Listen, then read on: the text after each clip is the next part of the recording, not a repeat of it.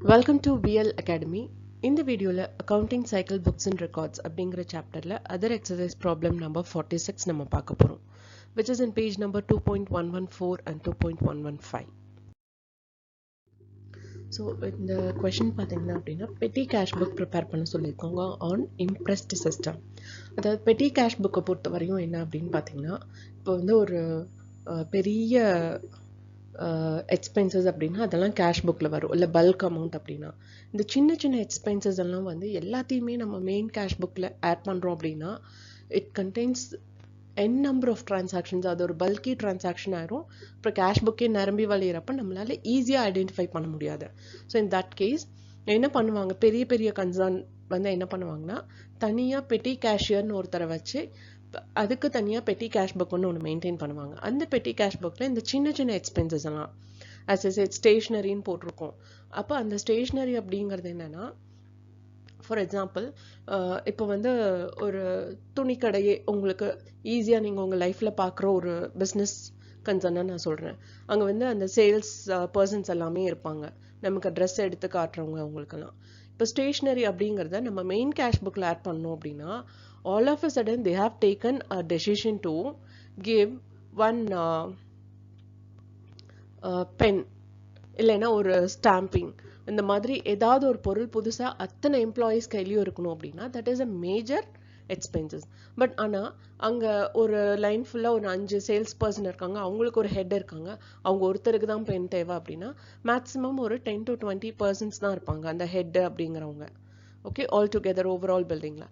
அப்போ அந்த ஒரு 20%க்கு கொடுக்குற ஒரு பெண்ணுங்கிறது ஒரு ஸ்மால் எக்ஸ்பென்சஸ். ஸோ அந்த மாதிரி சின்ன சின்ன எக்ஸ்பென்சஸ்க்குன்னு தனியாக ஒரு கேஷ் புக் வைக்கிறதுக்கு பேர் தான் பெட்டி கேஷ் புக். அதை மெயின்டைன் பண்ணுறவங்களுக்கு பேர் தான் பெட்டி கேஷியர். இப்போ அவங்க அதை எப்படி மெயின்டைன் பண்ணுவாங்க அப்படின்னு பார்த்தீங்கன்னா, இந்த மாதிரி சின்ன சின்ன செலவுக்கெல்லாம் நான் உனக்கு மாதம் இவ்வளோ ரூபாய் தரேன் மிஸ்டர் பெட்டி கேஷியர், அந்த காசில் நீங்கள் அந்த எல்லா சின்ன சின்ன அத்தனை செலவுகளையும் நீங்கள் பார்த்துக்கணும் அப்படின்னு சொல்லி கொடுத்துருவாங்க. கொடுத்ததுக்கப்புறம் அது வந்து என்னென்ன செலவுங்கிறது ஒரு கேட்டகரி போட்டு அதுக்கு கீழே அந்த செலவை காமிச்சிருவாங்க. காமிச்சதுக்கப்புறம் பேலன்ஸ் அமௌண்ட் கையில் இருக்கும் இல்லையா, அந்த அமௌண்ட் வந்து ஃபார் எக்ஸாம்பிள் ஒரு சில கன்சர்னில் வீக்கெண்டில் அவங்க கேட்பாங்க, ஒரு சில கன்சர்ன் வந்து மந்த்லி பேசிஸில் மெயின்டைன் பண்ணுவாங்க. ஸோ அந்த வீக்கெண்டோ இல்லை மந்த் எண்ட்லேயோ அவங்க கையில் எவ்வளோ கேஷ் இருக்குன்னு பார்த்துட்டு, அதாவது ஒரு வாரத்துக்கு இல்லைன்னா ஒரு மாதத்துக்கு வந்து இவ்வளோ அமௌண்ட்டை தான் தருவேன் அப்படின்னு இருக்காங்களே, அந்த அமௌண்ட்டில் இந்த அமௌண்ட்டை லெஸ் பண்ணிவிட்டு பேலன்ஸ் அமௌண்ட் மட்டும் கொடுப்பாங்க. ஓகே, அந்த மாதிரி இந்த ப்ராப்ளமில் பார்த்தீங்க அப்படின்னா அவங்க ப்ரீவியஸ் வீக்லேருந்து அடுத்த வீக்குக்கு வரப்போ அவங்க கையில் வந்து ₹9.50 இருந்திருக்கு. அதுக்கப்புறம் பார்த்தீங்கன்னா ஹெட் கேஷியர் கிட்ட இருந்து ஹீ இஸ் ரிசீவிங் ₹100. ஓகே, இப்போ received from the head cashier amount required to make an imprest of ₹100. அதாவது எவ்ரி வீக் வந்து அவர் கையில் ₹100 கொடுத்துருவாங்க. அப்போ பேலன்ஸ் எவ்வளோ அமௌண்ட் இருக்குது, ₹9.50 இருக்குது போன வாரத்தோடது. அப்போ அந்த ₹100ல் ₹9.50 கழிச்சுட்டு பேலன்ஸ் ₹90.50 அவர் கையில் கொடுப்பாங்க. ஓகே, அதாவது இது பெட்டி கேஷியரோட விஷன்ல இருந்து நாம பார்க்கணும். He is receiving money and he is having money in his hand, அது ஒரு காலம்ல போடணும். And whatever the expenses he is spending அதெல்லாம் வந்து ஒரு சைட் போடணும். ஓகே, அண்ட் ஒரு எக்ஸ்பென்சஸ்க்கும் ஒரு ஹெட்டிங் போட்டு வச்சுக்கணும். ஓகே, அது நீங்கள் இப்போ இது வந்து 46th problem, but 47th problem போடுறப்போ உங்களுக்கு அது இன்னும் கிளியராக புரியும். இதில் வந்து we have given our own title. Okay, but அதில் வந்து கான்ஸ்டண்ட்டாக இந்த டைட்டில்குள்ளே தான் நீங்கள் எந்த எக்ஸ்பென்சஸ் வந்தாலும் அதை போட்டு வைக்கணும் அப்படிங்கிற மாதிரி போட்டிருக்காங்க. But now let's see how to work out this problem. இந்த எக்ஸ்பென்சஸ் எல்லாம் ஒவ்வொன்றா நம்ம ப்ராப்ளம் ஒர்க் அவுட் பண்ணுறப்பவே நம்ம பார்த்துடலாம். ஸோ இதுதாங்க பெட்டி கேஷ் புக்கோட ஃபார்மேட். இந்த ஃபார்மேட் ஃபஸ்ட்டு நான் உங்களுக்கு எக்ஸ்பிளைன் பண்ணிடுறேன், அதுக்கப்புறம் திரும்ப நம்ம ப்ராப்ளம்குள்ளே போகலாம். ஃபர்ஸ்ட் காலம் வந்து எப்போவுமே அமௌண்ட் ரிசீவ்டு. நம்ம ஹெட் கேஷியர் கிட்டேருந்து எவ்வளோ அமௌண்ட், இப்போ நம்ம தான் பெட்டி கேஷியர் அப்படிங்கிற ஒரு மைண்ட் செட் வச்சுக்கோங்க. ஸோ நமக்கு ஹெட் கேஷியர் கிட்டேருந்து எவ்வளோ கேஷ் ரிசீவ் பண்ணியிருக்கோம் அப்படிங்கிறத மென்ஷன் பண்ணுறதுக்கு தான் அந்த அமௌண்ட் ரிசீவ்ட் காலம். அண்ட் CBFN அப்படிங்கிறது வந்து கேஷ் புக் ஃபோலியோ நம்பர். அதாவது இப்போது நமக்கு அமௌண்ட் கொடுக்குறாரு அப்படின்னா ஹெட் கேஷியர் அவரோட புக்கில் அந்த டிரான்சாக்ஷன் மென்ஷன் பண்ணணுமா, ஸோ அப்படி மென்ஷன் பண்ணுற அந்த பேஜ் நம்பர் என்ன, அவரோட ஹெட் கேஷியர் புக்கில் வந்து எந்த பேஜ் நம்பரில் இந்த டிரான்சாக்ஷனை என்டர் பண்ணியிருக்காரோ அந்த பேஜ் நம்பர் எடுத்து நாம் இங்கே மென்ஷன் பண்ணோம். அதுதான் அந்த கேஷ் புக் ஃபோலியோ நம்பர். அடுத்தது டேட், எந்தெந்த டேட்டில் என்னென்ன டிரான்சாக்ஷன் நடந்தது அப்படிங்கிறத மென்ஷன் பண்ணுறதுக்கு, அண்ட் பர்டிகுலர்ஸ் என்னென்ன எக்ஸ்பென்சஸ் நடந்தது அப்படிங்கிறத காமிக்கிறதுக்கு. And next one is voucher number. இப்போ வந்து பெட்டி கேஷியர் ஒரு பக்கம் இருக்காரு, ஒரு டியூப்லைட் வாங்கணும் அப்படின்னா அந்த டியூப்லைட் வாங்குறதுக்கு வந்து பெட்டி கேஷியர் போக மாட்டார். ஒரு பர்சன் வந்து கேட்பாங்க, சார் டியூப்லைட் வந்து ஃபியூஸ் போயிடுச்சு, ஸோ அதை மாற்றணும், அதுக்கு புது டியூப்லைட் வாங்கணும், காசு கொடுங்க அப்படின்னு கேட்டால் அந்த பெட்டி கேஷியர் வந்து அந்த கன்சர்ன் பர்சன் கிட்ட அந்த டியூப்லைட்டுக்கான அமௌண்ட்டை கொடுத்துட்டு அந்த வவுச்சர் எடுத்து ஃபில் பண்ணுவார். amount given by petty cashier to this particular person, Mr. X or Y. அந்த பர்சனோட நேம் போட்டு இவ்வளோ ரூபாய் நான் கொடுத்துருக்கேன், இந்த டேட்டில் கொடுத்துருக்கேன், and he is responsible for that amount அப்படின்னு அந்த பர்சன் சைன் பண்ணணும். கொடுத்ததுனால நானும் ரெஸ்பான்சிபிள்னு இந்த பக்கம் இவர் சைன் பண்ணும். ஸோ அந்த மாதிரி ஒரு ஒரு கம்பெனிக்கு அவங்களுக்கு ஏற்ற மாதிரி ஃபார்மேட் இருக்கும். அண்ட் எந்த டேட்டில் கொடுத்தாங்க அண்ட் எந்த டைமுன்னு கூட சில வவுச்சரில் இருக்கும்.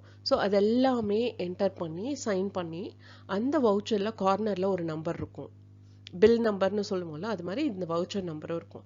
அந்த வவுச்சர் நம்பரை தான் நாம் இங்கே மென்ஷன் பண்ணணும். அடுத்தது டோட்டல் பெய்டு. ஸோ என்னென்ன எக்ஸ்பென்சஸ் பண்ணுமோ அந்த எக்ஸ்பென்சஸ் எல்லாம் டோட்டல் பெய்டு இல்லை, டோட்டல் பேமெண்ட்டாக. பட் எனக்கு ஸ்பேஸ் இல்லாதனால I have just mentioned as paid, நீங்கள் பேமெண்ட்டுன்னு போட்டுக்கோங்க. இஃப் ஆஃப்டர் தட் என்னால் அலைன் பண்ண முடிஞ்சதுன்னா நான் பேமெண்ட்டுன்னு போட்டுக்கிறேன். ஸோ டோட்டல் அமௌண்ட் பெய்டு, யார் யாருக்கெல்லாம் பே பண்ணி என்னென்ன பர்பஸ்க்கு பே பண்ணியிருந்ததோ அந்த பேமெண்ட் எல்லாம் இதில் போடணும். அதுக்கப்புறம் திரும்ப ஒரு பர்டிகுலர் கேட்டகரி ஆஃப் எக்ஸ்பென்சஸையும் நம்ம காலமாக பிரிக்கணும். ஓகே, அண்ட் அந்த கேட்டகரி கீழே அந்தந்த எக்ஸ்பென்சஸை மென்ஷன் பண்ணணும். ஓகே, இப்போ ஃபர்ஸ்ட் ஒன் பார்த்தீங்க அப்படின்னா December 25th 2 balance brought down.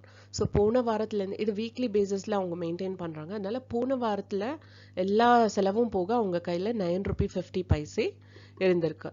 அப்போது திரும்ப ஹெட் கேஷியர் கிட்டேருந்து அவங்க எவ்வளோ அமௌண்ட் வாங்கணும், அவங்க இம்ப்ரெஸ்ட் அமௌண்ட் மெயின்டைன் பண்ண வேண்டியது ₹100.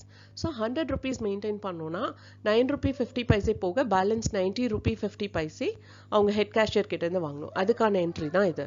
ஸோ இதெல்லாமே ரிசீவ். இப்போ பே பண்ணுறது எல்லாமே வந்து பைன்னு போட்டு அந்தந்த எக்ஸ்பென்சஸை மென்ஷன் பண்ணும்.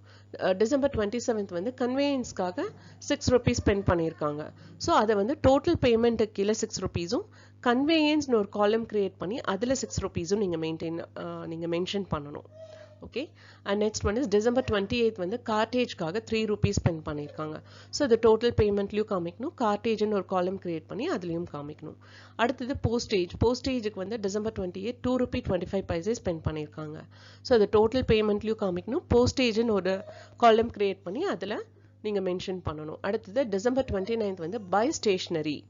ஸோ ஸ்டேஷ்னரி வந்து ₹11.25, அதுவும் டோட்டல் பேமெண்ட்லையும் காமிக்கணும், ஸ்டேஷ்னரின்னு ஒரு காலம் கிரியேட் பண்ணி அதுலேயும் காமிக்கணும். அடுத்தது December 29th பார்த்தீங்கன்னா by stamps account. So stamp எல்லாம் நம்ம எங்கே வாங்குவோம், போஸ்ட் ஆஃபீஸில் வாங்குவோம். ஸோ அதுவும் one of the postage expenses. அதனால் பை ஸ்டாம்ப்ஸ் அக்கௌண்ட்டுன்னு போட்டு ₹2 டோட்டல் பேமெண்ட்லையும் போஸ்டேஜ்லேயே நீங்கள் அந்த ₹2 காமிச்சிக்கலாம். அடுத்தது December 29th by refreshment to customers. So இங்கே 2 கஸ்டமர்ஸ்னு அவ்வளோ டீட்டெயிலாக போடுவேன்னா ஷார்ட்டாக ரெஃப்ரெஷ்மெண்ட்டுன்னு போட்டால் போதும்.